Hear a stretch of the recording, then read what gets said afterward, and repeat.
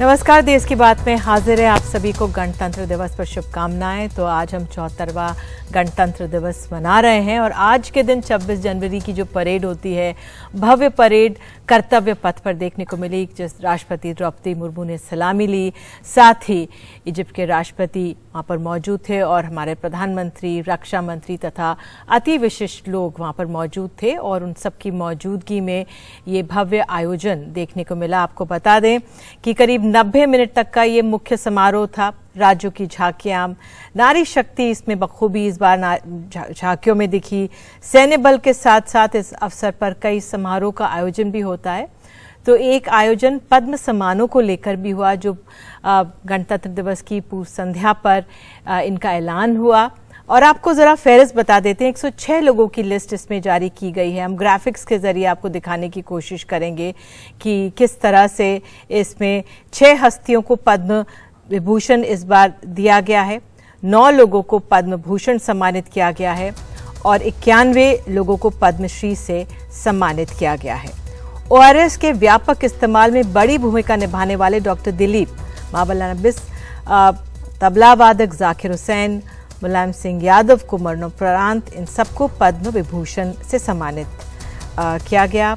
सुधा मूर्ति, सुमन कल्याणपुर गायिका रही हैं और कुमार मंगलम बिरला को पद्म भूषण सम्मान और पद्मश्री पाने वालों में प्रोफेसर आनंद कुमार हैं उस फहरिस्त में, और वो हमारे साथ आज देश की बात में जुड़ रहे हैं।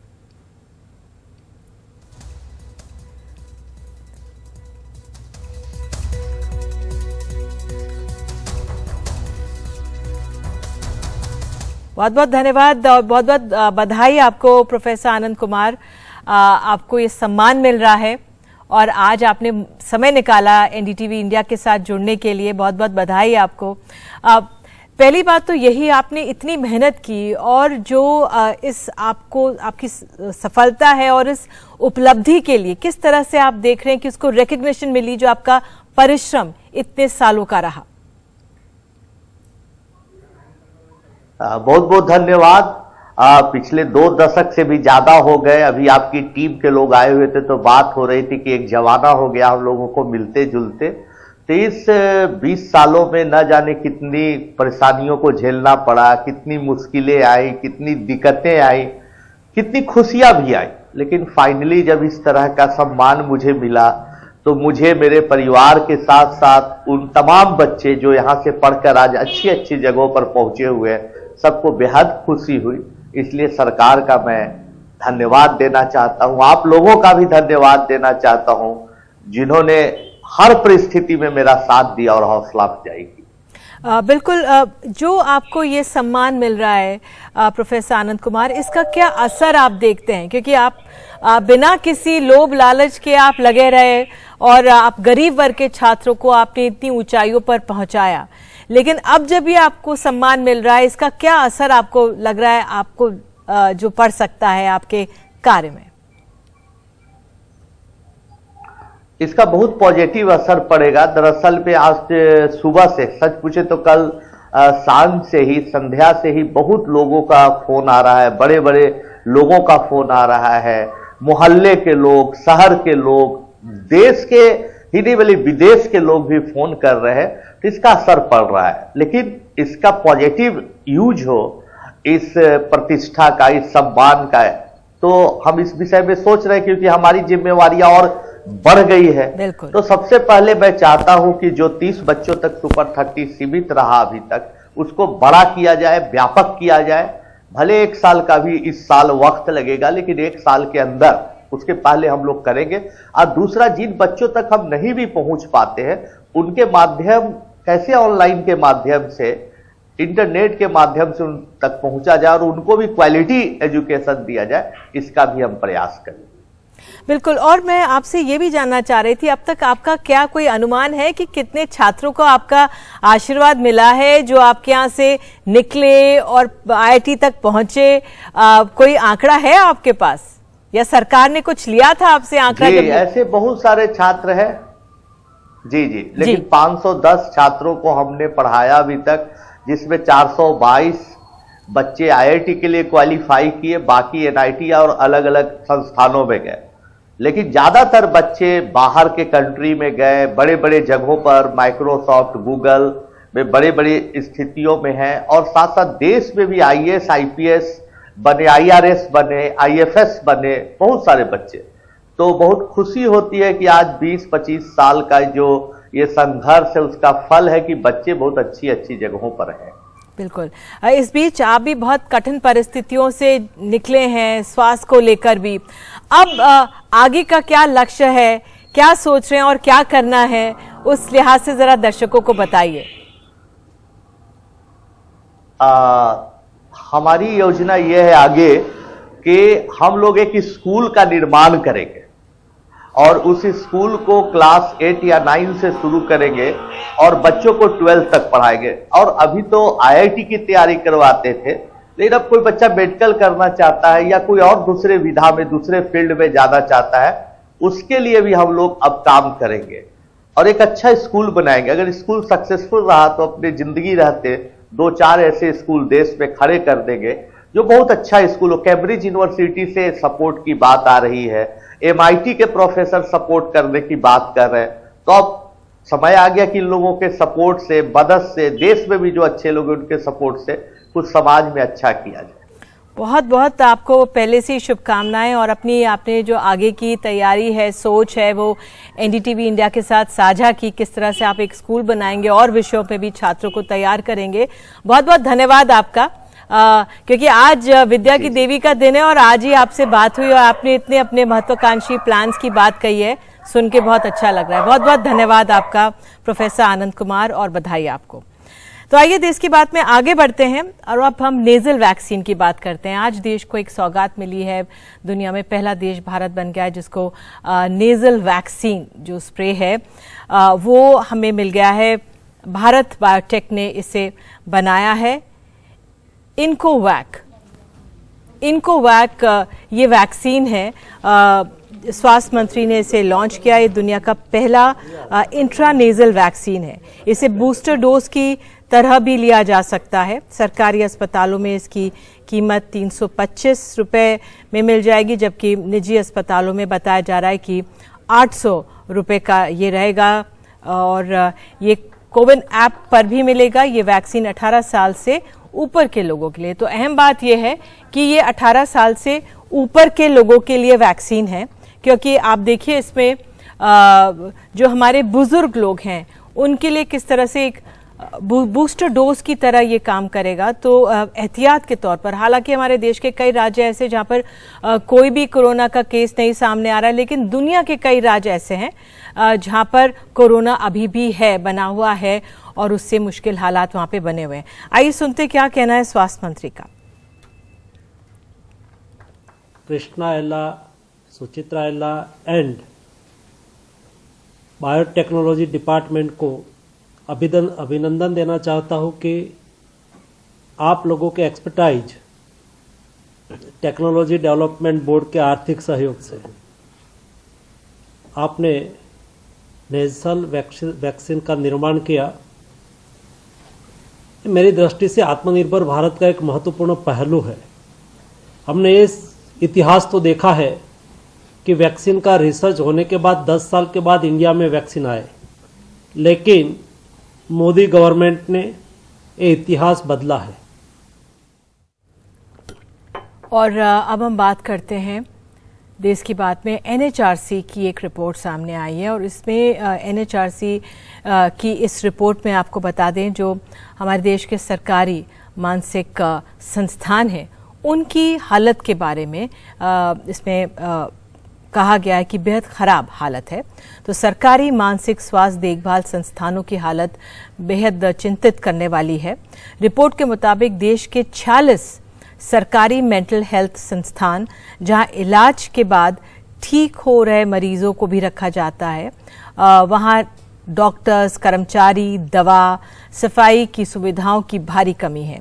एनएचआरसी ने इसके लिए केंद्र स्वास्थ्य सचिव, संस्थानों के निदेशक, राज्यों के मुख्य सचिव और डीजीपी को नोटिस भेजकर 6 हफ्तों में जवाब भी मांगा है। हमारे सहयोगी हैं परिमल कुमार, उन्होंने एनएचआरसी के प्रवक्ता जैमिनी कुमार श्रीवास्तव से बात की है। ये आपको एक बातचीत का अंश सुनाते हैं।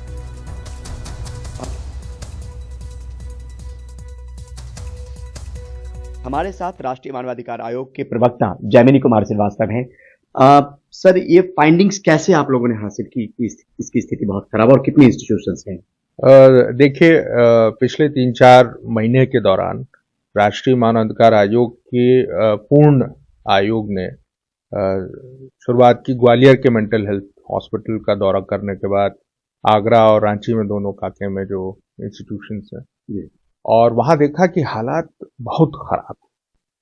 और उसके बाद आयोग ने निर्णय किया कि इसके अलावा जो और भी देश के विभिन्न भागों में मेंटल हेल्थ हॉस्पिटल्स हैं उनका दौरा किया जाए। तो आयोग ने इस कार्य के लिए विशेष रूप से अपने स्पेशल मॉनिटर्स को, स्पेशल रिपोर्टियर्स को निर्देश दिया कि वो जाएं, उनका दौरा करें और बताएं कि वहां भी क्या हालात हैं। और ये पाया कि 2017 में मेंटल हेल्थ केयर एक्ट आया और उसके विभिन्न प्रोविजंस के तहत जो कुछ भी किया जाना चाहिए था वो बहुत कुछ नहीं किया गया है। और जो मेंटल हेल्थ से प्रभावित लोग हैं, उन समस्याओं से जूझ रहे हैं, उनकी बहुत हालत खराब है।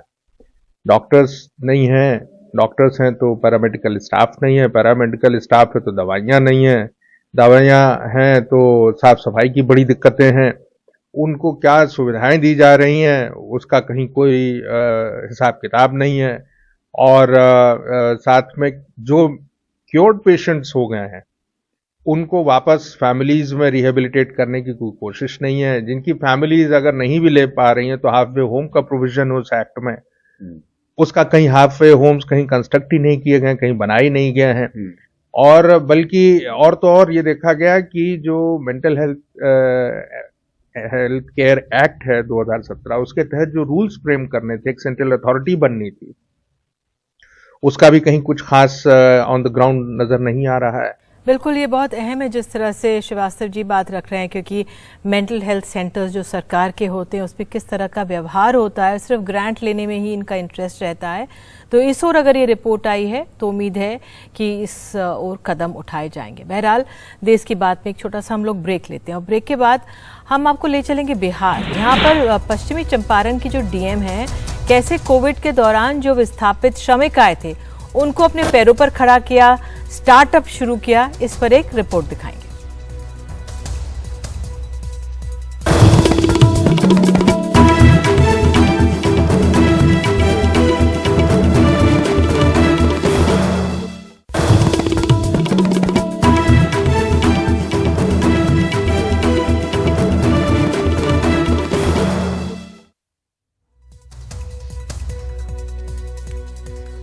ये तो सभी जानते हैं कि बिहार से लाखों श्रमिक हर वर्ष देश के हर भाग, खासकर सूरत, मुंबई, लुधियाना, दिल्ली जैसे शहरों में पलायन करते हैं और काम करते हैं। लेकिन अब एक पश्चिमी चंपारण के जिलाधिकारी ने कोरोना काल के में वापस आए जो श्रमिक थे उनकी मदद की, एक स्टार्टअप जोन बनाया और जिसको चनपटिया मॉडल कहा जा रहा है। देखिए रिपोर्ट।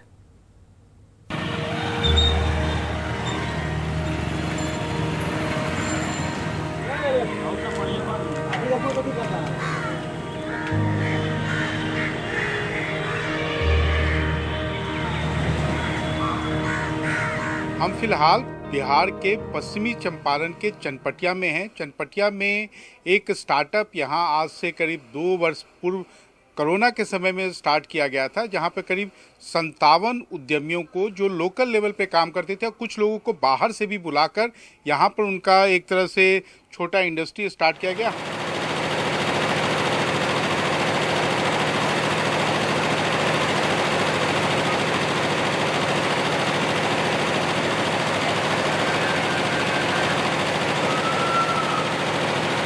पिछले 10 वर्षों से सूरत में रहते थे, तो जब कोरोना काल लग गया तो वहाँ सारा मार्केट बंद हो गया था और हम वहीं काम करते थे सूरत में अपने पति के साथ में।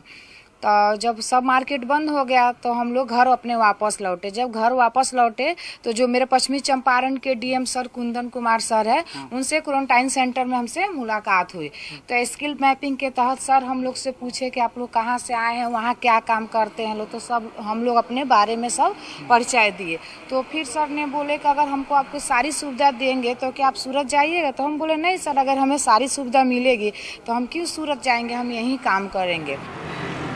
इस स्टार्टअप जोन में आपको अर्चना की तरह 50 और उद्यमी मिल जाएंगे, जैसे गुलशन, जो अपने पिता के साथ दिल्ली में स्टील के बर्तनों का कारोबार करते थे और अब उन्होंने अपने गांव के नजदीक ही ये काम शुरू कर दिया है। सबका मानना है कि उन्होंने यहां आने के लिए इसलिए सोचा क्योंकि यहां बिजली, पानी या बैंक लोन वगैरह के लिए माथापच्ची नहीं करनी पड़ती। यहाँ पे हम लोग बर्तन मैन्युफैक्चरिंग कर रहे हैं, ठीक है। पहले हम लोग दिल्ली में थे, दिल्ली में भी अपनी फैक्ट्री थी। अब यहाँ पे अपनी मैन्युफैक्चरिंग यहाँ पे बिहार में भी चालू करी है। तो दिल्ली में और यहाँ में क्या अंतर है? दिल्ली में यहाँ में कोई खास अंतर नहीं है, पर लेकिन मार्केट अच्छा है बिहार का बर्तन के मामले में। लुधियाना से लौटे श्रमिकों ने स्वेटर, जैकेट बनाने का काम भी शुरू कर दिया है और इस साल तो कश्मीर तक इन्होंने अपना सामान भेजा है, जहां इनकी बिक्री बहुत अच्छी रही है। पहले लुधियाना में 2004 से बचपन से ही वहाँ काम सीख रहा था और कर रहा था। अब मैं पूरा अपनी जो 2 मशीनें वो लगी हुई है उसका मैं डिजाइनिंग और मैकेनिकल पूरे मतलब ओके उसका काम कर लेते हैं। फिर हम लोग कोरोना में जब घर आए थे ना, तो कोरोना में जब घर आए तो फिर हम लोग का थोड़ा हालात ज़्यादा ख़राब हो गया जाने आने का, वहाँ काम करने का। तो फिर घर पे हम लोग आपस में सलाह किए, तो घर वालों की इच्छा हुई, चलो ठीक है करना है करो। तो घर से हेल्प मिला, फिर हमें बैंक भी मदद करी। इस पूरे स्टार्टअप जोन के पीछे जिनका दिमाग और मेहनत है, उनका मानना है कि ये काम सबके मिली-जुली प्रयास का फल है। 2020 में जब कोविड-19 की आपदा आई तो उसके बाद सूरत, लुधियाना, अमृतसर जैसे जगहों से बहुत सारे लोग वेस्ट चंपारण डिस्ट्रिक्ट को वापस आए। और जब लोग वापस आ रहे थे तो माननीय मुख्यमंत्री जी का बहुत ही क्लियर कट ये विज़न था और यह स्पष्ट निर्देश था कि हम लोगों को, जो लोग वापस आ रहे हैं, उनको यहाँ ही जॉब अपॉर्चुनिटीज जो है प्रोवाइड की जाए। यहाँ काम कर रहे उद्यमियों का मानना है कि अब तक सभी स्टार्टअप करीब 25 करोड़ का टर्नओवर कर रहे हैं और इसी तरह से सहयोग मिलता रहा तो इसे अगले 1 साल में दुगुना किया जा सकता है। कोरोना काल में जब लॉकडाउन लगा हुआ था तो यहाँ जितने हम वहाँ से हमारे जितने कामगार आदमी थे, लेबर तो हम कहेंगे नहीं, कामगार ही स्किल वाले हैं। क्योंकि देखिए लुधियाना, दिल्ली, सूरत, चाहे आप कहीं पे भी जाइए, वहाँ 80% कम से कम बिहार के आदमी मिलेंगे हर एक लाइन में। तो उसमें लॉकडाउन में क्या हुआ कि हमारे जो डीएम सर है ये स्किल मैपिंग करवाए थे। यहाँ पूछे कि तुम लोग जो वहाँ कर रहे हो वो यहाँ क्यों नहीं कर रहे हो, यहाँ अगर सब फैसिलिटी दिया जाए तो करोगे। ये तो छोटा है, अभी कुमारबाग में 470 एकड़ ज़मीन है, वो हम बनाना शुरू करवा दिए हैं। कैमरामैन हबीब अली के साथ मनीष कुमार, एनडीटीवी इंडिया के लिए।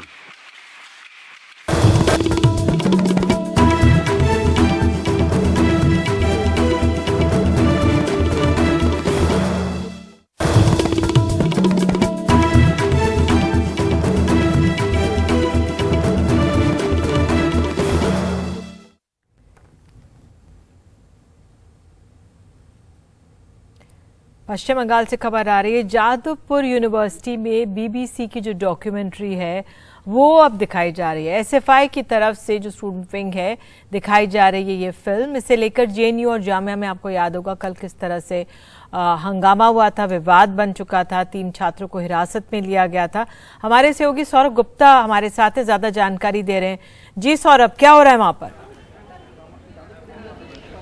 देखिए, एक स्क्रीनिंग ऑर्गेनाइज किया गया है। सेंट्रल गवर्नमेंट का एक बैन कह लीजिए आप, जो भी है ऑर्डर है कि ये डॉक्यूमेंट्री का लिंक्स जो है उतारे जाए सोशल मीडिया वेबसाइट से। लेकिन यहाँ पे जो है एसएफआई द्वारा जो लेफ्ट पार्टीज का स्टूडेंट्स विंग है, यहाँ पे एक स्क्रीनिंग ऑर्गेनाइज किया गया है।